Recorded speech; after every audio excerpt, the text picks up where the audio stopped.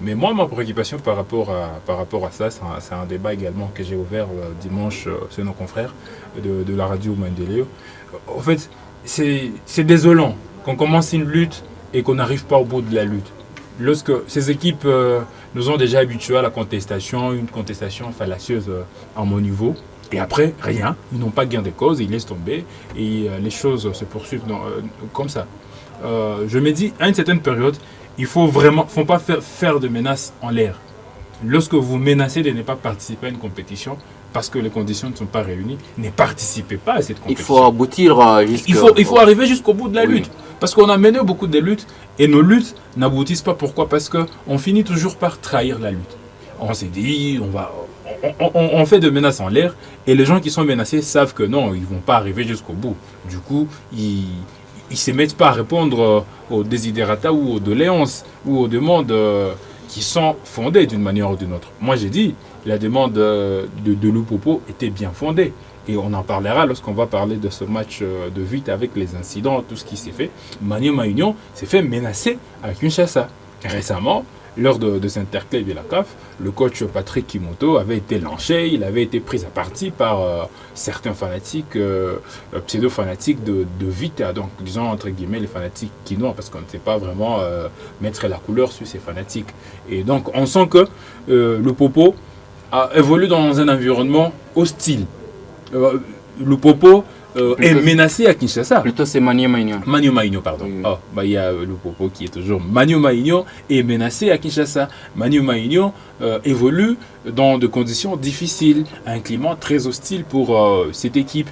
Et ça, on ne doit pas accepter. C'est inacceptable pour le football congolais. Il faut permettre à cette équipe qui est en train de faire la fierté du football congolais, une équipe sur laquelle reposent les espoirs du football congolais, d'évoluer dans un environnement qui permet son éclosion, ou du moins en tout cas sa bonne évolution. Et c'est également à cette équipe, à nos journalistes et aux fanatiques de mettre la pression pour que certaines luttes aboutissent. On est habitué depuis des années, depuis qu'on est jeune, on suit.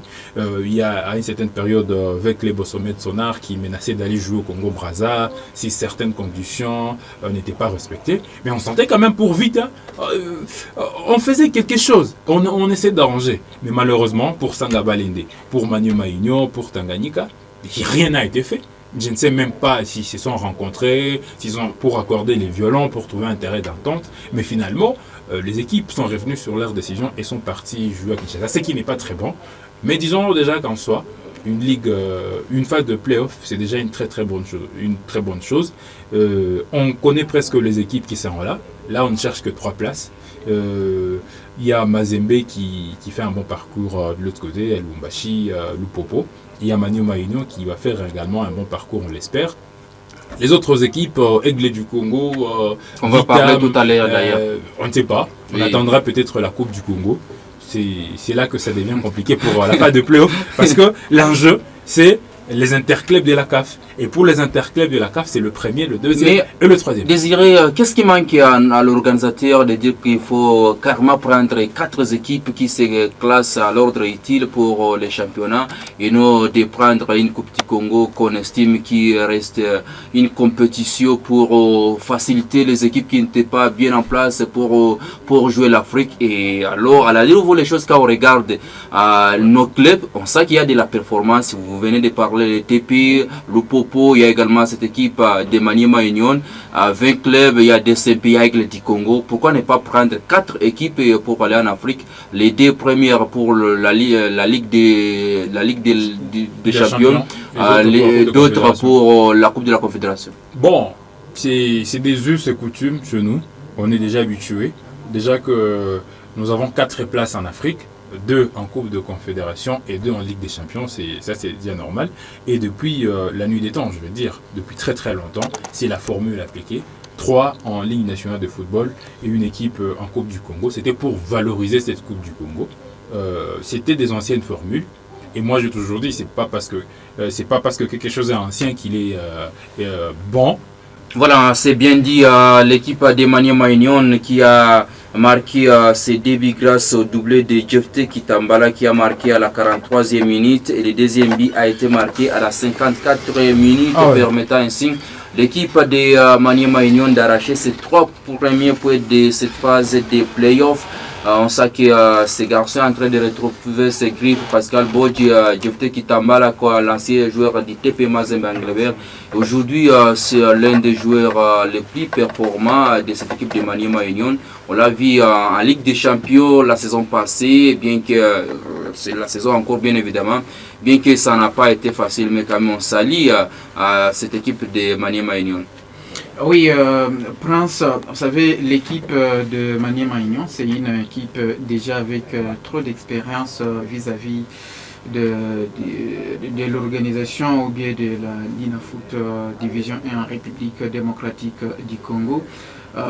Ces joueurs, c'est un joueur très bien expérimenté, actuellement a quitté Tout-Puissant Mazembe pour Maniema Union. C'était avec des objectifs, avec des ambitions, et là c'est ce qu'il est en train de prouver actuellement. Moi je me rappelle avant son élimination en Ligue des Champions africaine, l'équipe de Maniema Union, j'avais suivi même ces différents matchs au niveau de l'Afrique du Sud face à Mamelodi Sundowns. C'était une équipe sur place, donc c'est une équipe avec beaucoup d'ambition, et c'est pas au niveau national qu'elle va venir cacher ses griffes vis-à-vis des équipes nationales. Donc c'est une équipe qui part très bien. Je ne mets pas vraiment en cause la qualité, la technicité, mais aussi les ambitions de l'équipe de Kinshasa, non, de l'équipe de Kinshasa de Ange Vert. Vous voyez, qui a fait aussi une très bonne partie du championnat classique, oui. Oui. Alors, moi, je me mets moi-même en tête, je me dis, c'est dans cette optique, dans ces ambitions-là, que l'équipe de Maniema Union a vu donc prendre ses bagages et aller s'installer à Kinshasa pour poursuivre. Vous vous rappelez qu'en début de la semaine dernière, cette équipe s'est lamentée déjà qu'elle ne veut pas participer aussi au niveau du play-off, après avoir mis à côté son stade de Joseph Kabila Kabange de Kindu pour ne pas accueillir les matchs de play-off. Donc vous comprenez que c'est une équipe qui reste sur ses ambitions africaines, pas seulement au niveau national, mais aussi au niveau de l'Afrique. Et moi, je pense que c'est une équipe très bien partie vis-à-vis de ces ambitions qu'elle manifeste actuellement. Donc, l'équipe de Maniema Union, vraiment, depuis cette réorganisation de l'équipe de Maniema Union, vraiment elle est en train de faire des merveilles, et nous sommes en train de voir cette équipe aussi pour les équipes qui évoluent à Kinshasa vraiment faire un très beau match vis-à-vis des équipes quinoises et autres. Voilà, en tout cas, on espère bien que l'équipe de Maniema Union, c'est parmi également les équipes à suivre cette saison, au vu des objectifs, au vu des ambitions, au vu de la qualité des joueurs que nous sommes en train de découvrir au sein de cette formation. Maniema Union, c'est déjà une équipe qui s'est taillée la place parmi les GA au niveau de l'Afrique. L'autre match qui a suscité beaucoup de réactions, c'est les matchs de Maniema Union, plutôt de l'AS 20 Club face à cette équipe de Samouraï.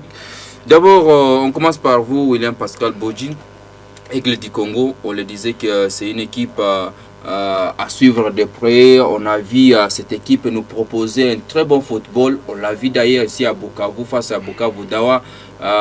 Battre Bukavu Dawa à domicile, ça n'arrive pas tous les jours, un but à 0, bien que toi, Dikivu, avait réussi à battre cette modeste formation. Mais il faut dire que c'est une équipe qui a fait le tout en battant même DSMP, l'équipe de 20 Club, pour dire que c'est un travail magnifique. Oui, on le disait même dans de précédentes émissions que Vidier est venu avec des ambitions de réforme vraiment totale. Et nous sommes en train de constater avec même avoir ce courage-là d'abord de faire déplacer son équipe pour un stage ou bien même un encadrement du côté de la Tanzanie. C'était déjà manifester sa bonne volonté de voir certains arrangements se faire au sein de cette équipe pour bien partir au niveau de cette phase des playoffs. Et voilà, à la 12e minute de jeu, il y a l'équipe qui marque son premier but face à une équipe donc dans les anciens temps, pour ne pas dire actuellement, bien évidemment elle peine actuellement pour essayer de se sortir du lot, l'équipe de V-Club face à V-Club.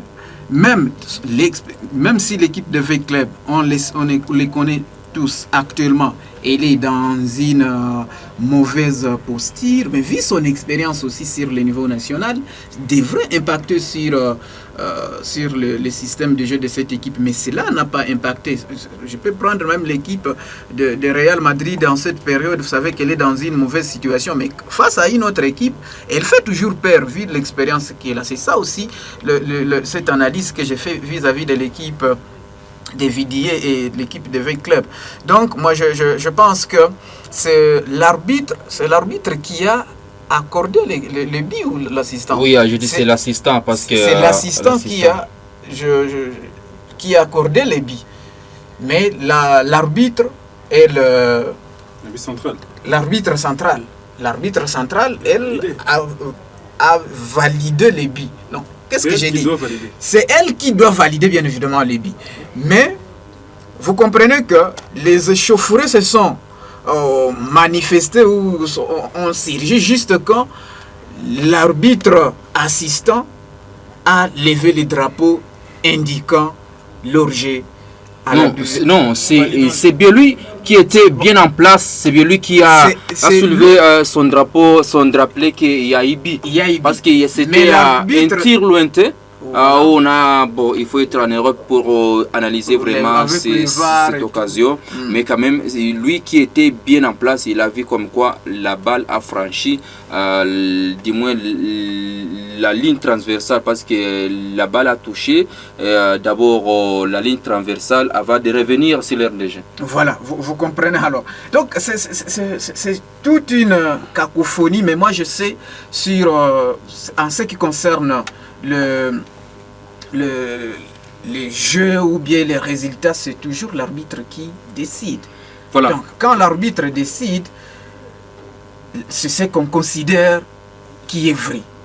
Alors moi je suis en train de insister beaucoup plus sur ce que nous avions vécu les 12 premières minutes, l'équipe de V-Club peinait. Et voilà, à la 12e minute, ils ont pris cette occasion-là de manifester pour peut-être se faire sortir de l'eau ou bien même peut-être chercher comment, parce qu'on connaît à Kinshasa comment ça se passe. Ils essayent de créer un désordre pour qu'on ne puisse pas vivre un cataclysme total. Mais moi je pense que l'équipe de V-Club doit accepter qu'elle est dans une mauvaise posture en cette période, et tout résultat, il faudrait, c'est ça le système de jeu, il faut accepter soit la victoire, soit un match nul, soit l'échec. Donc moi je pense que c'est l'équipe de V-Club qui devrait revoir les choses et rester dans un football moderne en fait. Voilà, en tout cas, c'est bien dit, William Pascal Bodji, c'est une équipe de 20 clubs jusque-là qui n'arrive pas à se retrouver, à se positionner. Il y a eu la semaine passée la démission d'Amadou Diaby au poste de coordination de cette équipe. C'est son vice-président qui était chargé du football qui est en train de chapeauter les affaires courantes.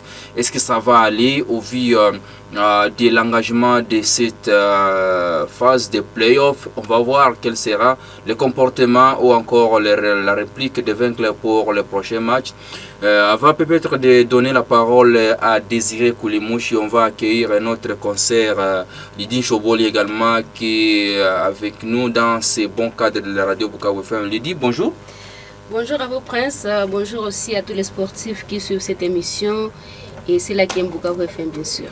Merci d'avoir honoré notre invitation. Vous nous rejoignez dans cette émission au moment où nous sommes en train de parler l'INAFOOT première division dans sa phase de playoff qui a démarré le mercredi 23 avril dans des sites à Kinshasa et à Lubumbashi. Et on a parlé pour différentes rencontres qui se sont jouées pour cette première journée. Il y a eu la belle entrée de certaines formations, à savoir Mazembe qui a réussi à battre le cercle sportif Don Bosco 2-1. Lupopo qui a réussi à battre le football club Tanganyika 1-0. L'équipe de Maniema Union qui a réussi à battre Ange Vert à Kinshasa 2-0. Avant de parler les Aigles et l'équipe de DSMP qui a joué hier. Comment entrevoyez-vous cette première sortie du moins de certains clubs dans sa phase de playoff? Bon, en tout cas, jusque-là, je peux dire que les résultats sont satisfaisants parce que on a vu en tout cas les équipes comme Mazembe qui a réussi son tout premier entrée en gagnant son tout premier match. Il y a cette équipe de Tanganyika qui malheureusement a perdu. C'est vrai qu'à un moment donné, on sentait que cette équipe n'était pas prête pour aller jouer à l'extérieur de son fief, mais l'équipe a quand même se déplacé et accepté d'aller jouer hors de son public. L'équipe a perdu face à Lupopo. Lupopo qui est en train de revenir aussi petit à petit parce que ça fait un moment où on n'a pas vu Lupopo à cette étape. C'est vrai que ça se qualifie à cette étape de la compétition, mais avec beaucoup de problèmes. Mais déjà que l'équipe, le choix entame avec une victoire, on va espérer que ça sera en tout cas la suite au fur et à mesure. Pour Mazembe, on est habitué quand même. Mazembe, Don Bosco, on connaît déjà les résultats en avance. C'est bien pour les Louchois. Et d'autres équipes aussi vont fournir un peu d'efforts pour sortir de l'eau. Et là, je suis en train de parler des équipes comme Ange Vert qui d'ailleurs découvre pour la toute première fois cette compétition et se qualifie pour l'étape des playoffs. C'est quelque chose à encourager pour les académiciens de l'AF Ange Vert. En tout cas, c'est une équipe qui nous a également marqué tout au long de ces championnats. Désiré, on en parle et on continuera à parler à l'organisation du football congolais à quand on aura un très bon championnat. Les équipes se prennent comme les rois dans les championnats. Les fanatiques sont devenus incontrôlés. Ils ont tout le temps d'envahir les stades, casser. Chaque année, on construit, on réhabilite les stades des martyrs de Kinshasa. Certains d'ailleurs diront que ces stades est à la base de ce que d'autres stades sont en train de subir aujourd'hui parce que chaque année, il y a l'argent que le gouvernement débloque pour la réhabilitation de ces stades et chaque année, il y a des casses des fanatiques, de certains fanatiques des équipes. Mais le mercredi, c'était une autre tournure. 20 clubs et l'équipe des Aigles du Congo que vous avez suivi d'ailleurs des pros, on en a parlé. Mais est-ce que vous voyez une équipe de 20 clubs aller très loin au vu de tout ce que nous sommes en train de voir tout juste au début de la compétition? Je vais commencer par joindre ma voix à celles qui ont condamné trop c'est trop. Il faut en tout cas mettre fin à ces genres d'histoires, envahissement du terrain en RDC et comprendre que c'est toujours les mêmes, c'est toujours les fans de Vita et généralement c'est de Vita et c'est de DSMP qui envahissent et qui détruisent les infrastructures et surtout ce stade de martyrs de la Pentecôte de Kinshasa. En tout cas, il faudra que les autorités prennent des mesures nécessaires pour éviter en tout cas ces genres de barbarie au stade de martyrs. Avec club en mauvaise posture, on en a parlé. Quoi de plus normal que les fans envahissent le terrain. Il faudra également que les gérants du stade se mettent aussi en question. Il faut bien sécuriser. Vous savez que les fans de Vita sont, je dirais, barbares, oui. Ils ont l'habitude, disons, d'envahir le terrain. Chaque fois qu'il y a une décision à leur encontre, une décision qui ne leur favorise pas. Mais revenons sur le scénario du match, ce que disait William ici. En fait, normalement, moi qui ai suivi un cours d'arbitrage, je dois comprendre, en fait, c'est un travail en équipe.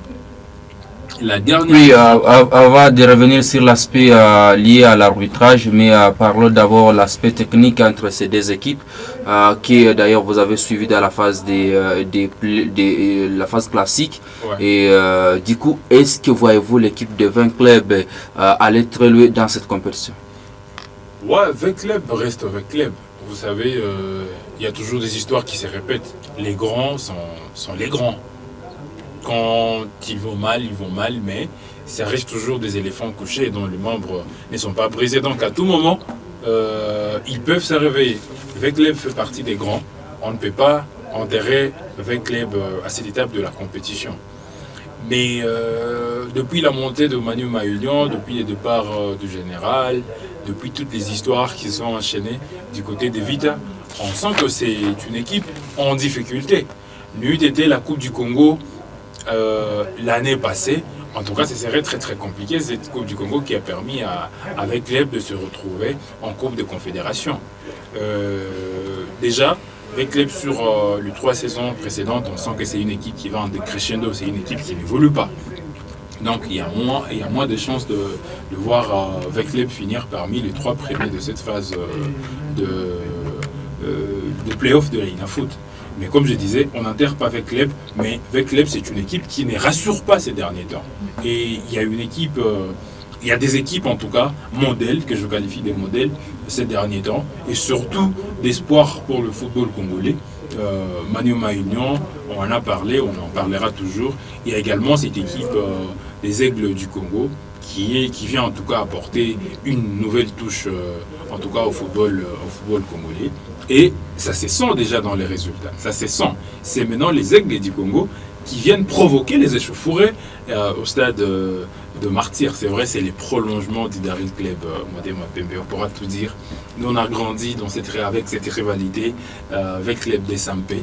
Mais comment les fanatiques comment les Aigles ont provoqué, explicité parce que... Non, j'ai dit, on provoqué, oui, parce que c'est une rivalité entre Club et des Sampé. Et chaque fois qu'il y avait Vecleb qui battait Desampé, on sentait la réaction des fans de Desampé. Chaque fois que Desampé battait Vita, on sentait la réaction de Vita. Non, j'ai dit par exemple, c'est le même prolongement en fait. On reste toujours dans cette même fièvre du derby quinois.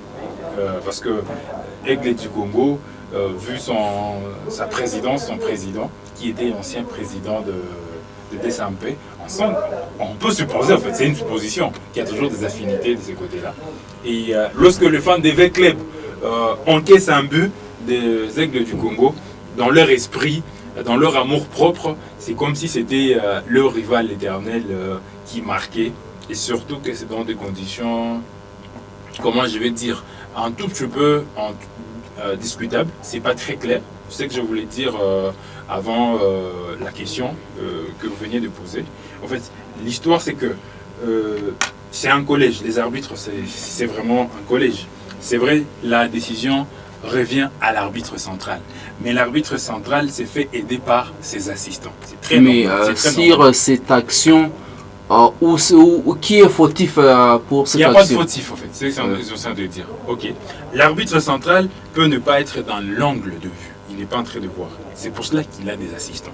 Le contraire serait si l'arbitre central se faisait contredire par ses assistants.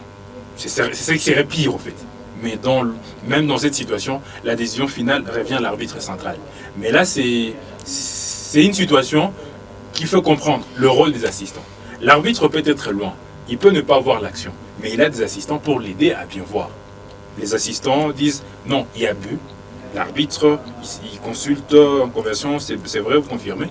Il a l'obligation de valider parce que c'est sa mission de valider. Oui. Le contraire, c'est des situations auxquelles on a assisté, où l'arbitre central valide et il est contredit par son assistant. Ce qui serait pire, en fait.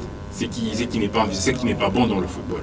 Mais même dans ce cas, ils ont l'obligation de se concerter et de prendre une décision finale. Même dans cette situation, la dernière décision revient à l'arbitre central. Bon, les fans ont profité de cette cacophonie pour justifier leur mauvaise posture, leur mauvaise aventure. Mais c'est injustifié quand même, qu'à la 19e minute, même si vous encaissez un but quand même à la 19e minute, que vous commenciez à envahir le terrain, même s'il y a erreur d'arbitrage, on ne peut pas juger... Encore une équipe comme Vecleb. Ouais, vous jouez face à Vita, vous appelez Vecleb avec tout ce que je venais de dire, la grandeur de cette équipe, malgré la mauvaise posture.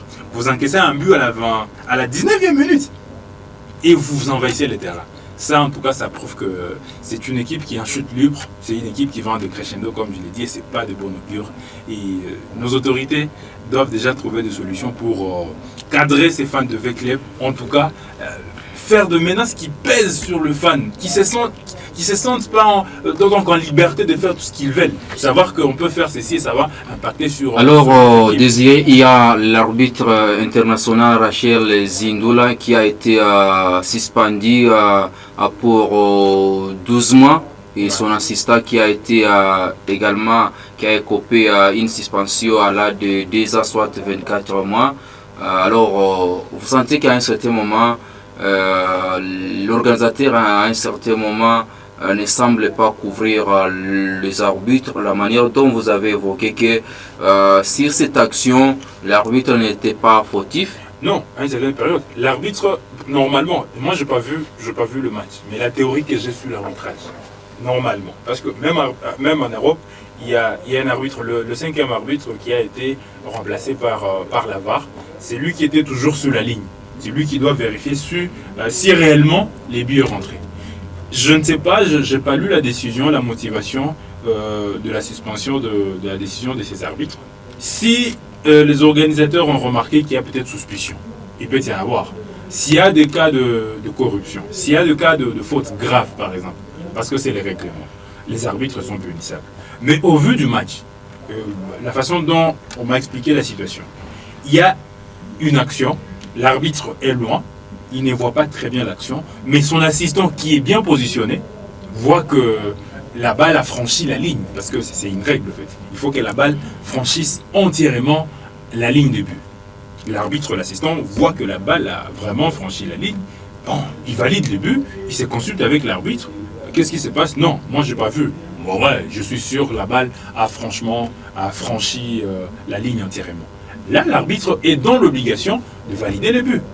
Et s'il y a coupable par exemple, on peut couper, c'est sûr, dans le règlement, il y a d'ailleurs la motivation, c'est quoi? Il manque d'implication, en fait, l'arbitre doit également être impliqué. C'est pour cela, nous condamnons les arbitres, mais les arbitres travaillent durement. Oui, c'est un travail vraiment très difficile. J'ai travaillé avec les arbitres ici, et j'ai fait un travail théorique. Quand il s'agissait maintenant de la pratique, aller au stade de la Concorde et Kadoto, voir comment nos arbitres travaillent, même physiquement, parce que l'arbitre doit être vraiment derrière l'action. Il doit courir au même titre que les joueurs qui sont sur le terrain. D'ailleurs, l'arbitre parcourt des fois plusieurs kilomètres que les joueurs qui sont sur le terrain. Et lorsque vous allez signer comme arbitre, vous devez accepter également d'être dans ce genre de conditions. Peut-être si l'arbitre a été peut-être condamné, sanctionné, c'est parce qu'on s'est dit, tu as l'obligation de bien courir, de bien couvrir le terrain, tu ne vas pas dire que tu n'étais pas dans l'angle des vues, tu n'as pas vu le but, peut-être la raison pour laquelle. Mais en tout cas, dans toute logique, lorsqu'il y a une contradiction entre l'arbitre central et ses assistants, d'abord, c'est l'arbitre qui porte toutes les responsabilités, mais lorsque l'arbitre n'est pas en mesure de bien... Parce que, en tout cas, la raison pour laquelle il y a un premier assistant au premier poteau et le deuxième assistant, ça veut dire, toi tu as l'angle, tu es ici dans ton angle, ici dans ton angle, moi je suis dans l'angle central. S'il y a une chose qui ne se passe pas dans ton angle, tu as l'obligation de me communiquer. Bon, moi je pense que jusque-là, c'est du droit pour la Linafoot parce que c'est aberrant quand même de voir que des fanatiques d'une équipe de la tête des clubs se permettent d'aller commettre des dégâts dans des installations des martyrs parce que ça n'a pas commencé aujourd'hui, c'est pas la toute première fois. On a vécu encore ce genre de choses à l'époque de l'OC Renaissance, à la période du pasteur Mukuna. C'est là, en tout cas, où on assistait aux échauffourées jour après jour des martyrs. Mais à un certain moment, la Linafoot avait frappé fort. Et puis tout ça a cessé. Aujourd'hui encore, ça commence. Je crois que c'est bien dit pour la Linafoot et qu'il fallait qu'avec les puissent réunir ces fanatiques le plus vite possible. À un certain moment donné, on va insister que c'est l'équipe qui sera suspendue pour dire bon. Et ça ne sera pas en tout cas une bonne chose pour les Moscovites. Parce que quand un fanatique a commis des dégâts au stade, ce n'est pas en tout cas les fanatiques qui perdent. C'est le président encore, c'est toute une équipe. Voyons que l'équipe est soumise à jouer 3 matchs successifs à huis clos en dehors de ces fanatiques. Et puis c'est l'équipe de Veclub qui va devoir payer tous ces montants-là dit aux rencontres. Moi je pense qu'à un certain moment, il fallait que les fanatiques savent bien lire ce que disent les 17 lois des jeux, parce qu'on ne peut pas s'appeler un sportif, un fanatique d'une équipe. On ne sait vraiment pas ce qui s'est passé autour et dans les installations sportives. Parce que tout le monde connaît que non, en football, il y a 3 résultats. Soit vous gagnez, soit vous perdez, soit vous faites un match nul. En plus, c'était encore dans le début du match, à la 19e minute quand même. Qui sait que Veclem ne pourrait pas ouvrir le score ou même gagner le match là. On a senti qu'il y avait une pression. Et puis ça s'est dessiné déjà cette semaine passée là avec les traversées de moments trop compliqués. Ça a commencé d'abord par dans le comité avec la démission du président. On a senti quand même qu'il y avait de ça ne va pas. Et puis ça se répercute déjà sur le mental des joueurs. Et moi je suis en train de me dire comment est-ce que ces joueurs là vont continuer les championnats, sachant que tous les fardeaux qui pèsent sur leur tête, quand déjà les fanatiques ne parlent pas le même langage, quand on n'a pas un comité, on sait ça délaisser. Tout le monde le sait, hein. Quand il s'agit des matchs, c'est toujours le fair play qui est toujours au rendez-vous. Et procéder à ces vandalismes incalculables, il l'a très bien mentionné, de la part de ces supporters. Donc il est temps que cela puisse cesser, et c'est avec ce genre de mesures que nous allons espérer peut-être à mettre fin à ce genre de pratiques, à ce genre de destructions méchantes, comme on l'a dit d'ailleurs en droit, qu'on manifeste du jour au lendemain en République démocratique du Congo quand il s'agit d'une rencontre attendue par tout le monde. Bien évidemment, on va sur terrain pour l'emporter, mais quand vous vous croisez avec un autre qui est venu aussi pour l'emporter, donc il faut mesurer seulement vos mentalités, il faut mesurer même nos émotions pour que nous ne puissions pas tomber dans ces pièges-là, que l'émotion, dans lesquels l'émotion beaucoup plus nous pousse bon nombre de gens. Donc moi je salue la mesure qui a été prise par le ministre Didier Boudibou, qui a aussi demandé toutes tous les partenaires impliqués dans cette affaire de prendre des mesures nécessaires, et voilà les mesures qui ont été prises, même si il y a les plus grands auteurs de ces vandalismes n'ont pas été sanctionnés, ce sont les supporters. Voilà, la concert l'a bien dit, même Désiré l'a bien souligné, ce sont les équipes qui en souffrent, qui payent toujours les lourds prix. Donc nous sommes en train de condamner tout ça, et voilà la situation que traverse d'ailleurs l'équipe de Veclem, et puis passer cette période en dehors de ses supporters, alors que nous savons l'apport que a toujours les supporters. Quand vous avez un public qui vous accompagne, qui vous soutient, ça contribue sur l'aire des jeux. Mais vous êtes dans des mauvais draps, et puis il y a cette exclusion ou bien ces matchs à huis clos. Donc c'est une situation très difficile, très précaire que Veclem va traverser, et ça va être très lourd. Voilà, en tout cas, ce sera très compliqué pour l'équipe de la capitale, l'équipe de l'AS Veclem. C'est l'une des équipes qui nous a rêvé le football. On se rappellera de cette équipe dans les années 2013, 2014, 2015. C'était parmi les meilleures équipes, mais jusqu'aujourd'hui, on sait que rien ne marche pas au sein de cette équipe de l'AS Veclem. L'autre affiche de cette première journée qui s'est jouée hier jeudi 24 avril 2025, toujours au stade des Martyrs de Kinshasa, c'est bien l'équipe de l'Athletic Club Rangers qui recevait les Daring Club Motema Pembe de Kinshasa. L'équipe des Rangers était la première à trouver le chemin du filet à la 19e minute par les trichements de Kuba qui a marqué ses buts. Et du coup, la réaction de DSMP est intervenue dès la 36e minute par Diakana Marzouk qui a égalisé. Comme cela ne suffisait pas, c'est les académiciens des Rangers qui vont s'installer dans le cadre de cette équipe de DSMP. Et du coup, La 63e minute, le joueur Molia a marqué le deuxième but côté Athletic Club Rangers, permettant ainsi cette équipe d'être devant. L'équipe de DSMP qui était obligée de revenir dans ces matchs, et du coup, le même joueur Diakana a marqué le doublé dès la 69e minute, permettant à l'équipe aux Immaculés de se retrouver dans ces matchs. Et il y a eu une pression dans les dernières minutes. Le joueur Rachid Kabangu qui a sauvé les Immaculés a marqué le troisième but, soit à la 87e minute de cette rencontre, grâce à ce score de 3 buts contre de l'équipe de DSMP à Racing. Sa première sortie de cette phase de playoff. Ils ne font pas enterrer les grands. Et DSMP avec Club, c'est les grands les mastodontes du football congolais. Un grand peut traverser un moment difficile, mais il finit toujours par triompher. Donc, ce qu'on doit faire, nous qui sommes encore petits, c'est chercher à être grand, à atteindre la grandeur, et puis après, on pourra se maintenir au sommet. Et DSMP s'est renouvelé aussi, il faut signaler.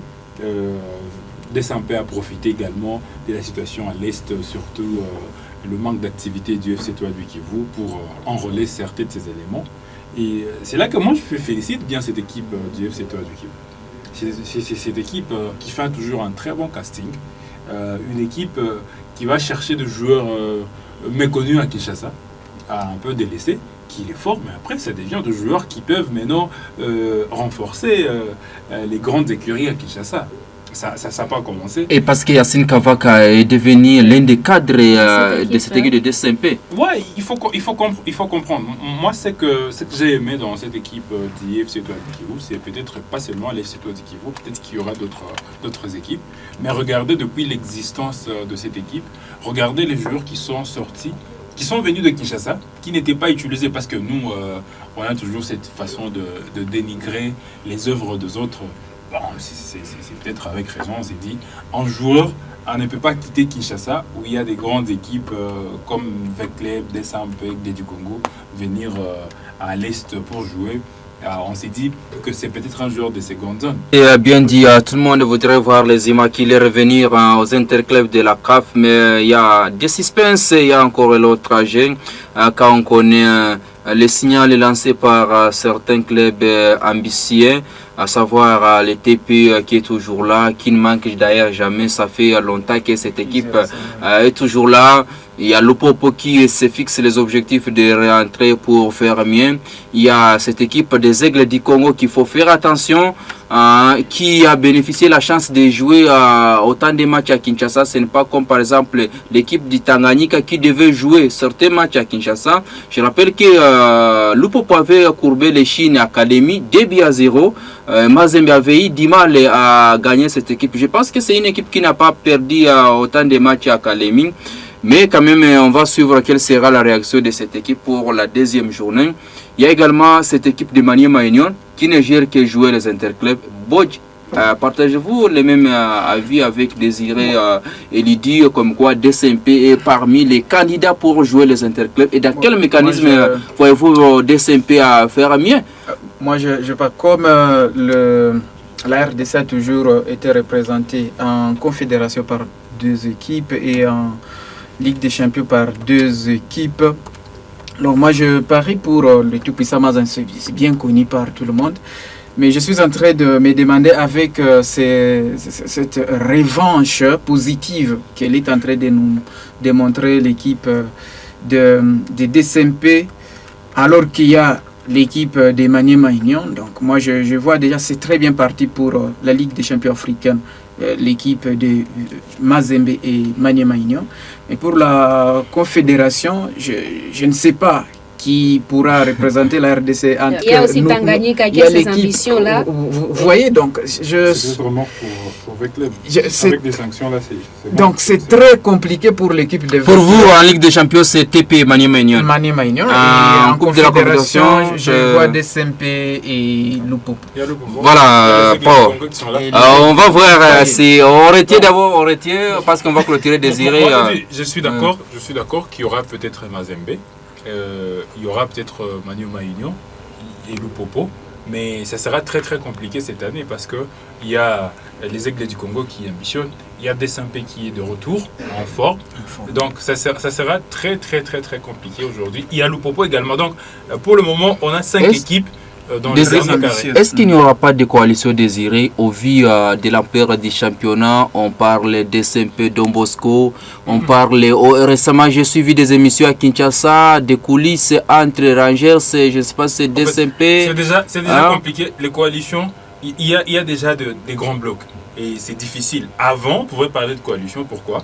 À une certaine période, il y avait Mazembe et dirigé par Katumbi et son fils qui dirigeait Don Bosco. D'ailleurs, je me rappelle en 2010, nous on émettrait le commentaire. Il y a un commentateur qui est en train de commenter le match avec Club Don Bosco. Et qu'est-ce qu'il disait? Qu'est-ce qu'il a dit? Non, le fils vient de qualifier le père parce qu'il y avait une rivalité entre Mazembe et avec Club. Il fallait que Don Bosco batte Veclé pour que Mazembe finisse premier. C'était en 2010. Oui, je crois en 2010. La génération des Chaves d'Amaïcha, c'était une très belle génération. Je crois en 2010. Oui, en 2010. Cette équipe était partie battre le 20 club à Kinshasa. Voilà, il y a des calculs. À une certaine période, Don Bosco, on savait que Don Bosco jouait pour Mazembe.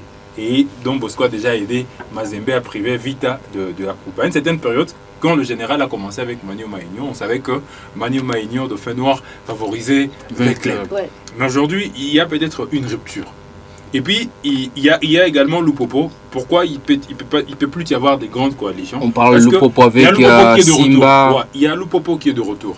Maintenant, Lupopo est devenu un grand concurrent pour Mazembe. On sait qu'il ne peut pas y avoir des coalitions entre Lupopo et Mazembe. Ça ne peut jamais. Donc, ça ne peut. Voilà. Mazembe peut coaliser peut-être avec d'autres équipes. Et puis avec Tanganyika, ça ne va pas marcher. Il y a un gouverneur qui dirige également Tanganyika, un gouverneur qui dirige Lupopo. Donc c'est difficile également qu'il y ait coalition entre Tanganyika et Lupopo. Donc on risque d'avoir 2-3 cadors dans l'ancienne province du Katanga. À Kinshasa également, je ne vois pas une coalition entre les Aigles du Congo et DSMP par exemple, qui est le plus grand concurrent. Je ne vois pas en tout cas une coalition aujourd'hui entre Manu Maignan et avec Leb. Donc, c'est devenu très très très compliqué. C'est bon pour le football congolais. D'abord parce que ça chauffe quand un classement est serré comme ça, les équipes ambitionnent, c'est la beauté du football.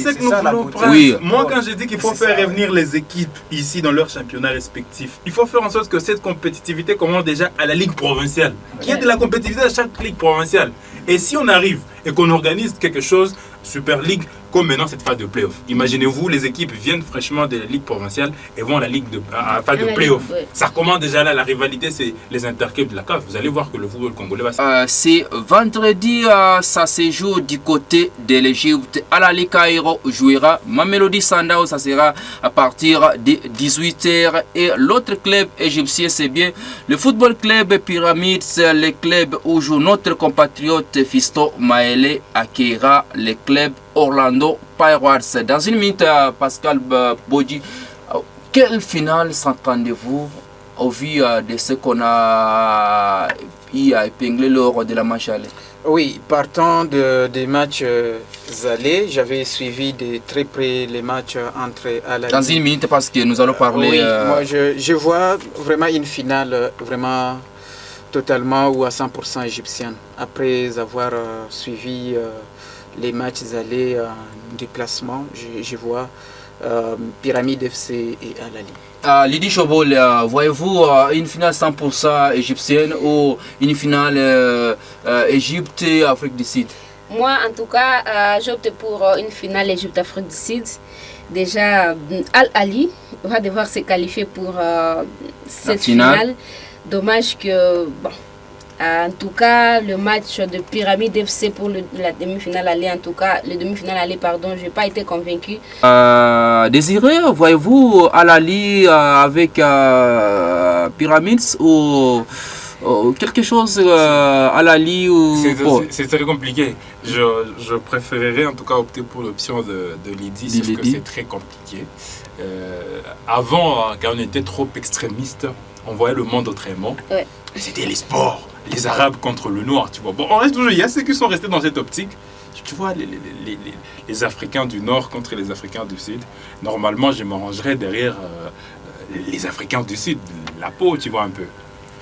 Malheureusement, même si on s'arrangeait de ces côtés-là, on a perdu. L'équipe du Barça et l'équipe du Real Madrid qui, entre ces deux formations, sera les rois de cette compétition, comme d'ailleurs le nom l'indique, la Coupe du Roi. Avec nos consultants ici, Désiré Koulimouchi, Pascal Bodji, Lydie Chobole. Je commence par vous, Lydie. Barça et Real, c'est à nouveau une retrouvaille après une naufrage du Real Madrid en championnat sur le score de 4 buts à 1. Aujourd'hui, les deux équipes se retrouvent pour la Coupe du Roi avant de se retrouver les mois suivants pour la phase retour du championnat en classico, mais déjà c'est une finale. Voyez-vous les Real renverser la situation? Bon, bien que je sois fanatique du Real Madrid, mais à l'heure actuelle, vraiment, je suis désolée que je ne vois pas en tout cas les Real battre les Barcelone demain. En tout cas, vu la configuration d'abord, la forme actuelle du Real et la forme actuelle du Barcelone, c'est que ce sont des équipes, en tout cas jusque-là, les résultats sont en train de se tracer, bien que ça reste un match de football. Mais en tout cas, c'est sûr que le Barça va gagner. C'est sûr que le Barça va gagner. On va voir dans quelle mesure le Barça va y arriver au vide du calendrier surchargé. La Ligue des Champions et avec une série de matchs pour sauvegarder le titre espagnol. William Pascal Bodji, vous êtes l'un des hommes les plus heureux de cette émission. D'ailleurs, je rappelle que vous êtes dans votre qu'est-ce que je veux dire, vous êtes dans votre bonjour, vous fêtez votre joyeux anniversaire. Une fois de plus, nous vous remercions. Mais quand même, ça arrive le bon moment, les Real face au Barça qui vous avez malmené, chicoté, désillusionné en championnat. 4 buts à 1. Est-ce qu'il y aura une réaction par rapport à ce que vous avez subi lors de la phase allée du championnat?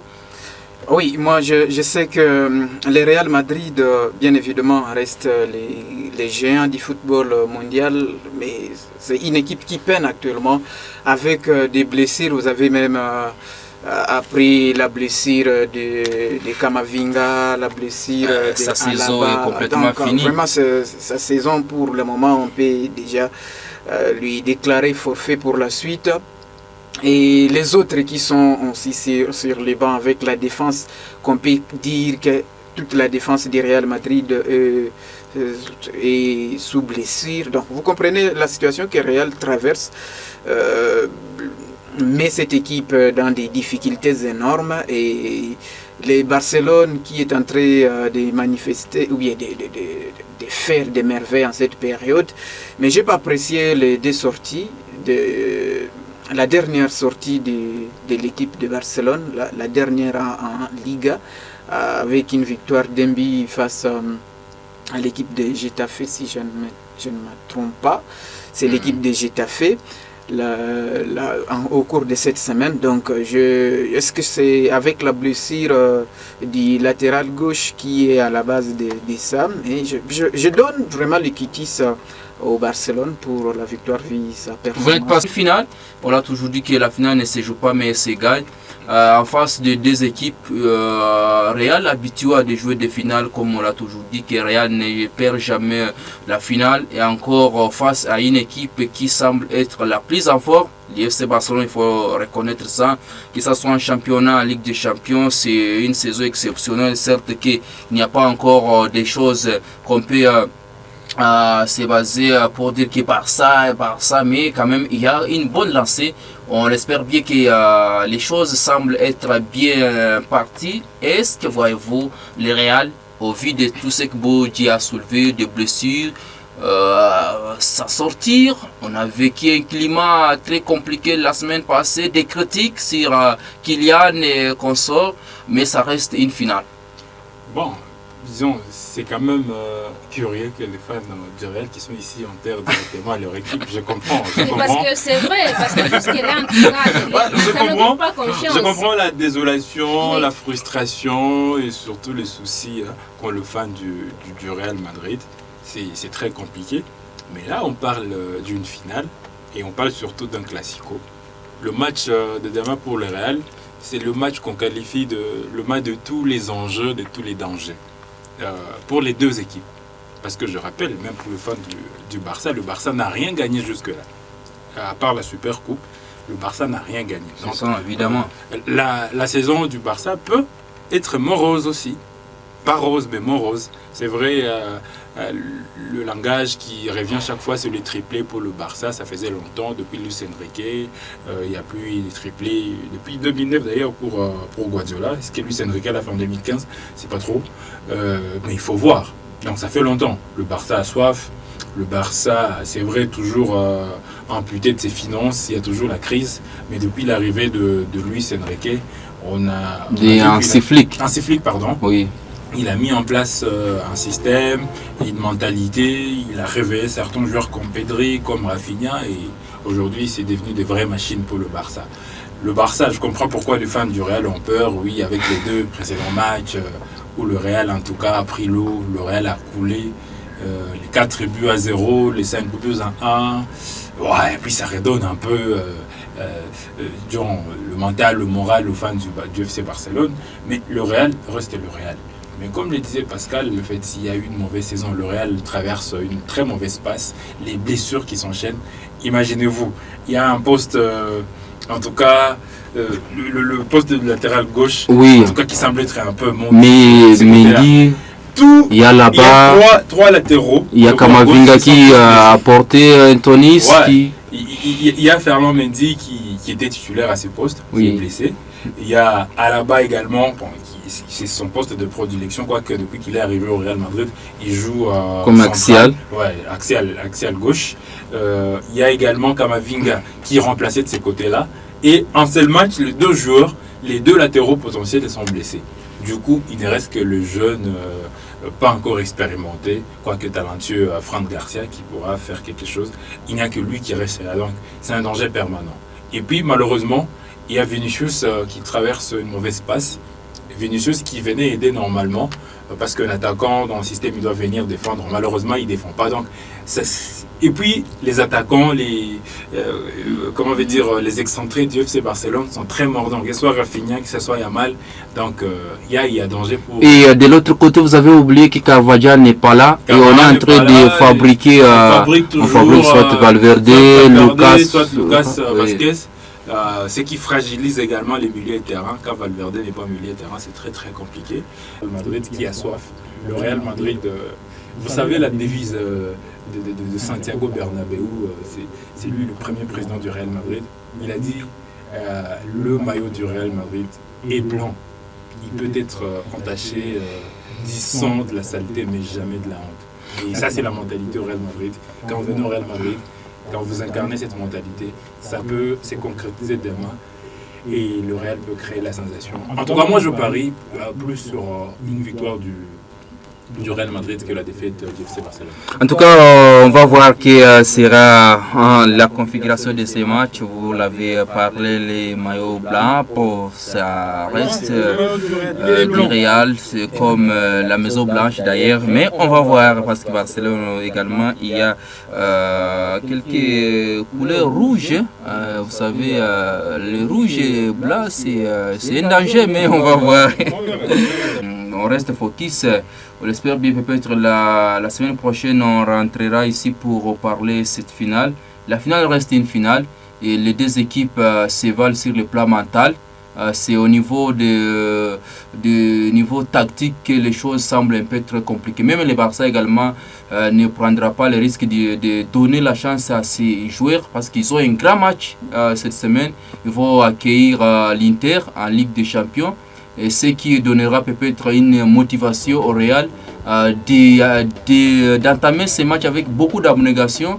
Le Barça aura un peu de lacunes pour se projeter dans les matchs, mais ça reste une finale. Oui, ça reste une finale, comme je l'ai dit. Le Barça vise les triplés. Donc ça sera à eux. Soit ils prennent le risque de vouloir tout gagner, soit si c'est 10, on peut renoncer à une coupe. Ancelotti l'a fait en 2014. Il a renoncé à la Liga, que l'Atlético a remporté. Il s'est focalisé sur la Coupe du Roi et la Ligue des Champions. Ils peuvent faire pareil. Ou soit ils sont gourmands, soit leur gourmandise de leur causer du tort, soit ils peuvent réaliser une saison magnifique. Je rappelle, le Barça n'a rien gagné jusque-là, et donc il y a toujours danger, il y a toujours l'épée de Damoclès qui plane sur la tête de FC Barcelone, mais tout passe déjà par ce match de demain. C'est un match de tous les dangers. Et merci d'avoir répondu à notre invitation. Ça n'est pas tous les jours d'être avec nous. Merci, c'est plus pour moi. Ça a été un plaisir, comme toujours, de parler de sport. Moi, je suis un passionné de sport, j'aime parler de sport, partout de passer. Merci en tout cas pour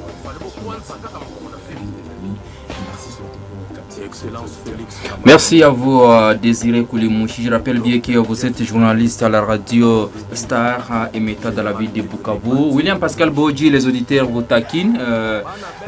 Seigneur Batuareal et à Mona Confiance Mouni. Merci quand même pour l'émission. Est-ce que dire la vérité que le Real Madrid passe ou traverse une mauvaise situation, se mettre en cause notre caractère de soutenir l'équipe? Non.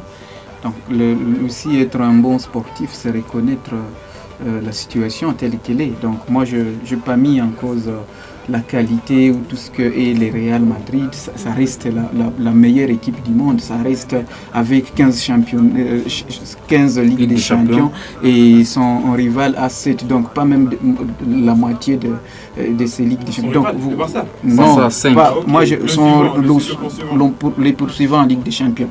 L'AC Milan. Donc avec cette Ligue des Champions. Donc moi dire que le Real Madrid a de moindres chances pour l'emporter, ça ne veut pas dire que non, moi je décrète ma sympathique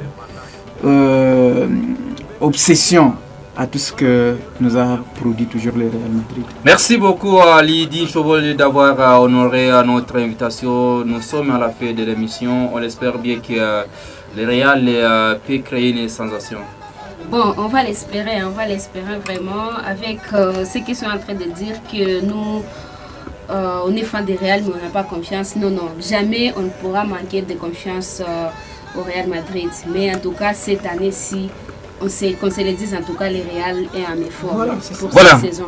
On espère, en tout cas, c'est vrai que c'est une finale et jusque-là, le Real étant déjà éliminé de la Ligue des Champions, peut-être peut tout donner pour avoir cette coupe-là. Mais avec la formation du Real Madrid, c'est en tout cas, les chances sont très très minimes pour la Maison Blanche de remporter cette coupe demain. Mais quand même, merci à vous pour l'invitation et merci à Papi Ndege qui nous a suivis depuis quelque part. Merci. Les derniers messages avant de clôturer cette émission. Sali Gra Ombeni, rendez-vous demain et attention aussi avec l'humiliation.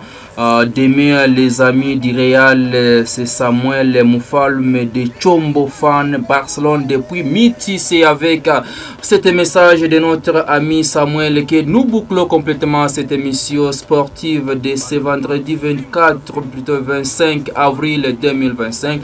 Merci à tous nos amis qui étaient en train de nous suivre de partout dans la ville de Bukavu. Ils sont nombreux en train de nous suivre. Clin d'œil au directeur Claude Kachonga qui était en train de nous suivre. Clin d'œil également à notre confrère Junior Ouoti Dijouat qui fait partie également des fans de cette émission. À Papindege, Frem Nyarugeta, Théophile, ils sont nombreux. En tout cas, le plaisir est partagé. Merci à Elvis Morabazi qui a assuré la technique. Prince Ombeni et William Pascal Bodji étaient devant ces microphones pour la présentation. Merci à Lydie Choboli. Merci également à Désiré pour avoir honoré notre invitation. On se fixe rendez-vous le vendredi prochain pour revenir en fait de parler la Ligue des Champions, mais aussi les analyses de cette super coupe qui va se jouer demain à partir de 22h heure de Bukavu, le Real et les Barça. Au plaisir.